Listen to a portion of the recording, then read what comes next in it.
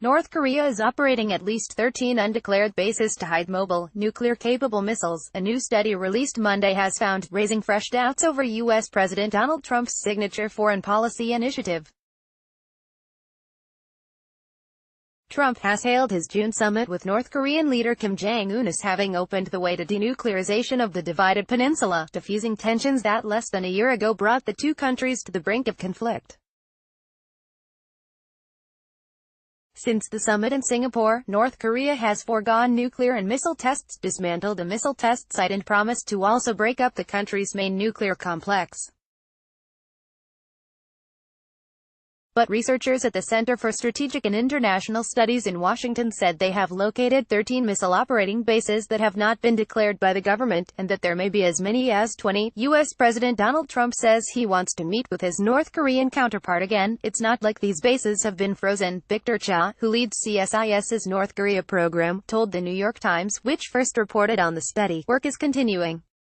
What everybody is worried about is that Trump is going to accept a bad deal. They give us a single test site and dismantle a few other things, and in return they get a peace agreement. Chow had been in line for appointment as U.S. ambassador to South Korea, but was dropped because of disagreement with the Trump administration's approach. While U.S. sanctions on North Korea remain in place, enforcement by traditional trading partners China and Russia has relaxed since the summit, U.S. officials have acknowledged. The bases, which are scattered across the country, are located in underground facilities tunneled in narrow mountain valleys, according to the researchers. North Korea leader Kim Jong Un and U.S. President Donald Trump shake hands at the Capella Resort on Sentosa Island in Singapore. They are designed to enable mobile missile launchers to quickly exit the underground facilities and move to previously prepared launch sites. Any missile at these bases can take a nuclear warhead, the report's co-author, Joseph Bermudez, an authority on North Korea, told The Times. The bases are arranged in 3 belts across North Korea, according to the report, with those for strategic missiles deep inside the country.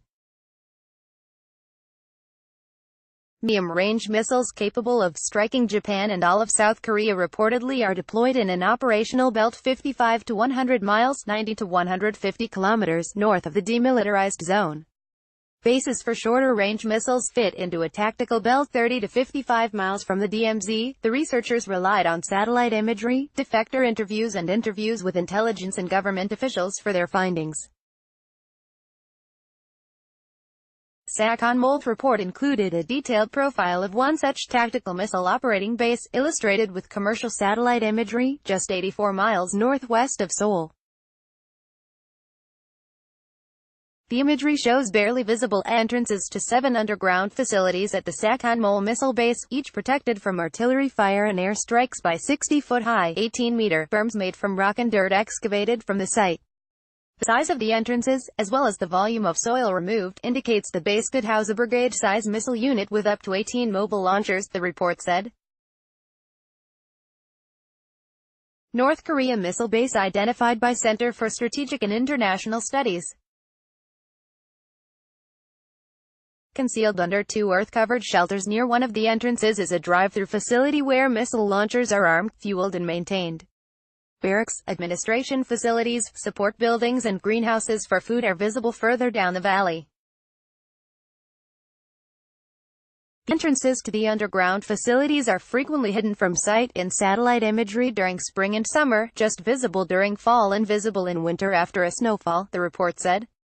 The Times said the Pentagon had planned to begin deploying a new generation of small, inexpensive satellites to track North Korea's mobile missiles, but the program has been held up by bureaucratic and budget disputes.